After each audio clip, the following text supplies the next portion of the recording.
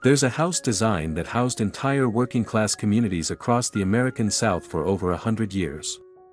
It was cheap to build. It was cheap to run. It worked with the climate instead of fighting it. And then the housing industry decided it looked poor, and buried it under 60 years of suburban development that cost 3 times as much and worked half as well.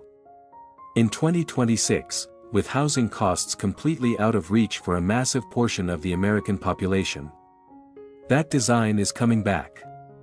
And when you build it in steel frame barndominium construction, it might genuinely be one of the most compelling affordable housing solutions available right now. It's called the shotgun house. And I've been thinking about it a lot lately.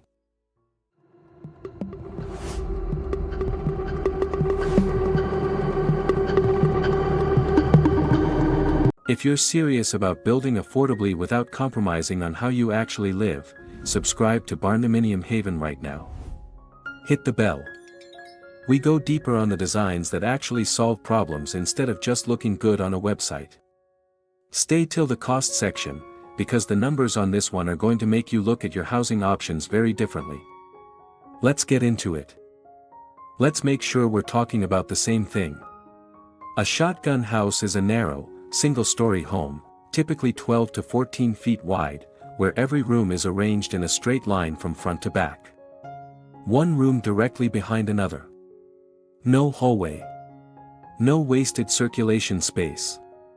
Front door opens into the living room. Living room connects to the bedroom. Bedroom connects to the kitchen. Kitchen connects to the back door. The name comes from the idea that if you open the front and back doors simultaneously, you could fire a shotgun straight through the house without hitting a wall. It's a bit dramatic as an origin story, but it stuck. The design has roots in West African architecture, came to America through New Orleans and Haiti in the early 1800s, and became the dominant working-class housing form across the South: New Orleans, Louisville, Memphis, Houston, Atlanta.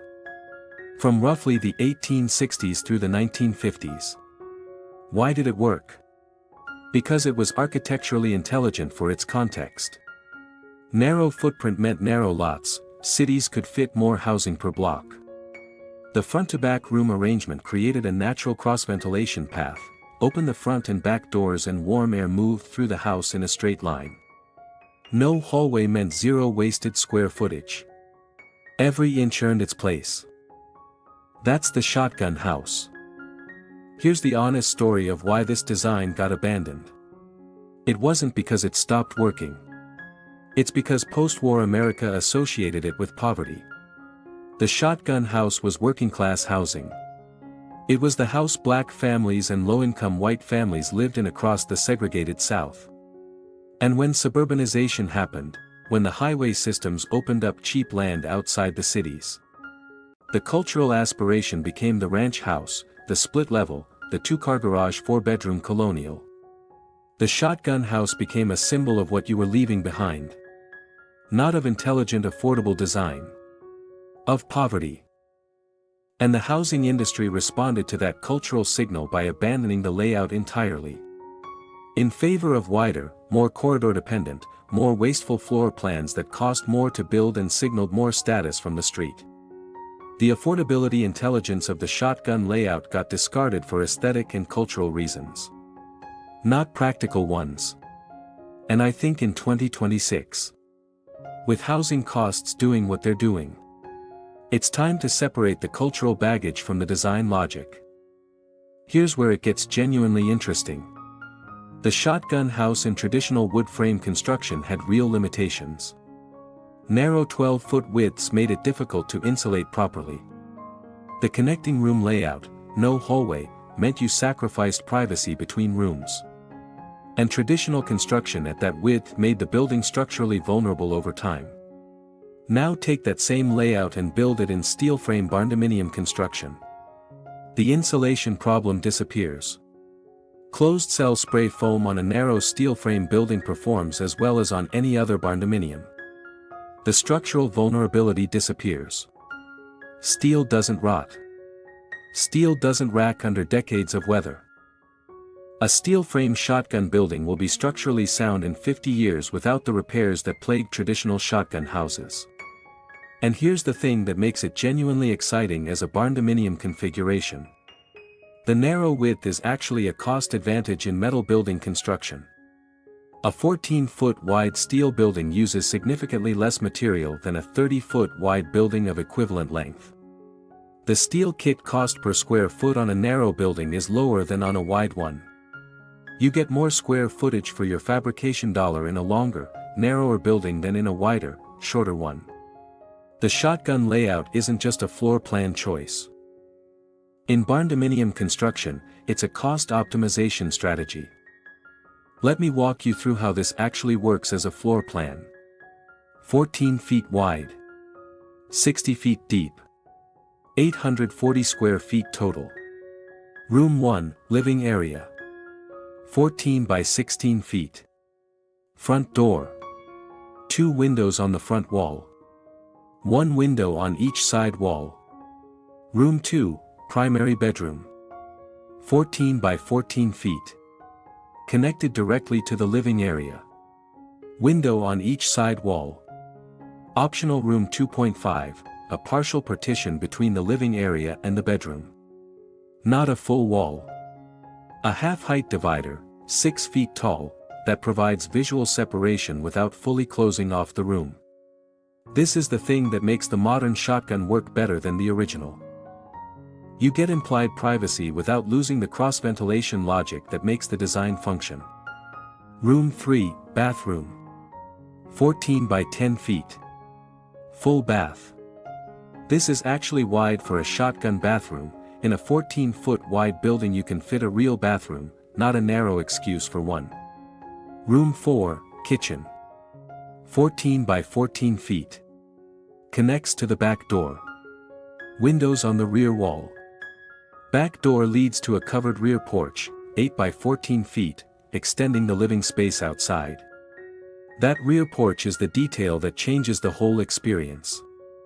Because the back of a shotgun house is where life actually happens. The front is the formal face. The back is the living space. Let me be direct about this because it's the core question. The affordable housing crisis in 2026 is not a mystery. Housing costs have outpaced wages for decades. New construction costs make it economically impossible to build units at price points that serve lower and middle-income buyers. The shotgun barndominium attacks that problem from 3 specific directions. Direction 1, material efficiency. Narrow buildings use less material. Less steel. Less insulation. Less roofing. Less foundation perimeter. The shotgun barndominium achieves 840 square feet of living space on a foundation perimeter significantly smaller than a conventional 840 square foot rectangular building. That material efficiency translates directly into lower build cost. Direction 2, lot efficiency. A 14-foot wide building fits on a 25-foot wide lot. In urban and suburban infill contexts, where land is expensive but narrow lots exist, the shotgun barndominium can be built where a conventional building can't fit. That's a genuine housing supply solution, not just a rural alternative. Direction 3, operational efficiency. A 14 by 60-foot steel frame building with closed-cell spray foam insulation is one of the most thermally efficient configurations available. Less exterior wall surface per square foot of living space than a wider building. More efficient cross-ventilation from front to back. Lower heating and cooling costs over the building's lifetime. For a household that's already stretched financially, lower monthly utility costs are real, permanent relief. My favorite feature. It's the room sequence itself. I know that sounds abstract. Let me explain. In most conventional homes, even small ones, you enter a room and you see a wall. Every room is a box you enter and bounce around in. In a shotgun barndominium, you enter the front door and you see all the way to the back. Through the living area. Through the partial divider. Through the kitchen. To the back door, and through it, to the covered porch and the land beyond. That depth of view, looking the full length of a 60-foot building from one end to the other, makes 840 square feet feel significantly larger than it actually is. It's the same visual principle that makes long galleries in museums feel grand. Depth creates perceived space. And a 14-foot wide, 60-foot long room sequence gives you more depth per square foot than almost any other residential layout available. That's my favorite thing. A small building that feels bigger than it is because of the directional honesty of its floor plan. The mistake: widening it. Every single time I've seen someone take a shotgun concept and start adjusting it, the first thing they do is widen it. Can we make it 18 feet? 20 feet? It just feels tight. And I understand the instinct. 14 feet sounds narrow. But widening the building does two things simultaneously. It increases material cost, which defeats the entire economic premise of the design. And it reduces the depth-to-width ratio that creates the visual expansiveness that makes the floor plan work.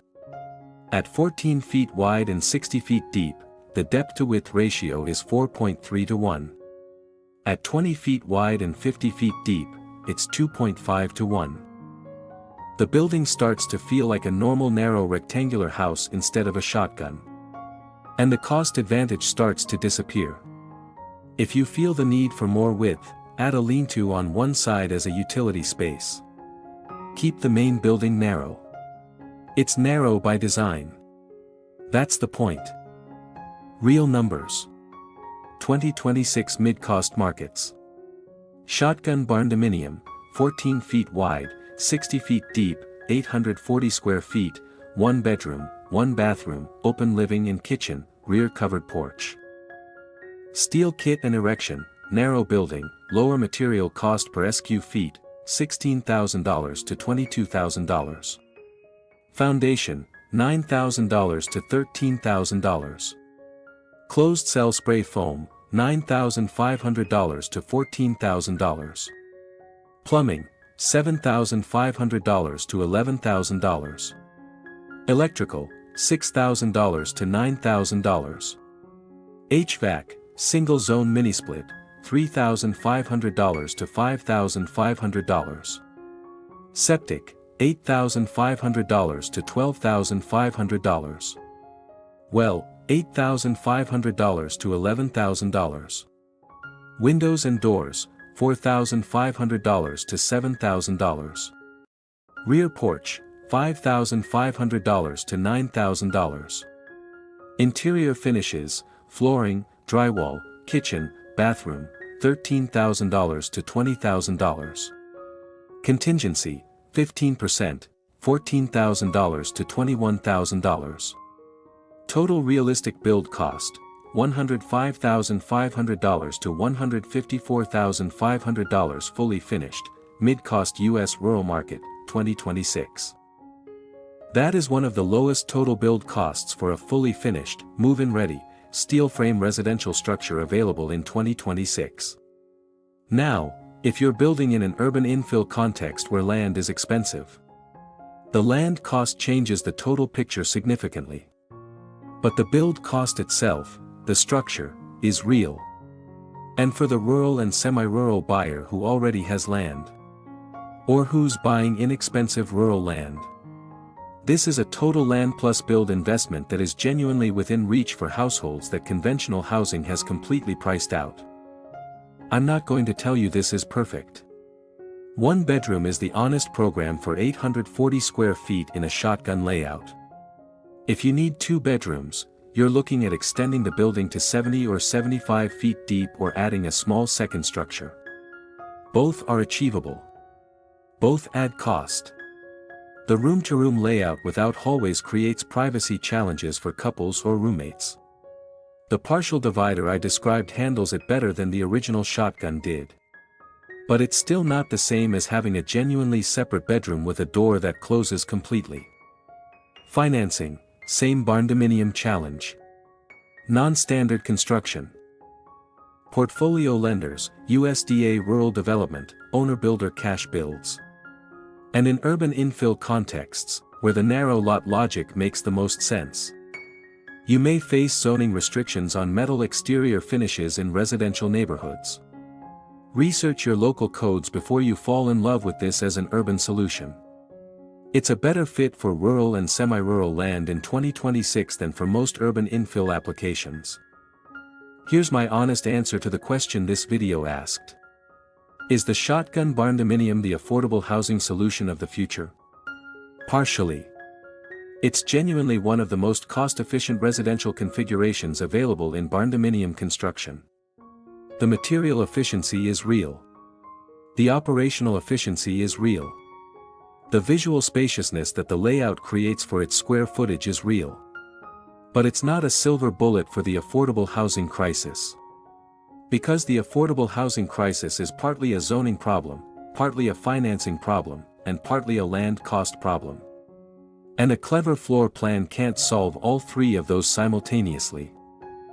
What it can do, for the specific buyer who has or is acquiring rural land, who is building for one or two people, who is financially disciplined about what a home is supposed to do, is deliver a genuinely complete, genuinely durable, genuinely efficient home for a cost that almost no other design at this square footage can match.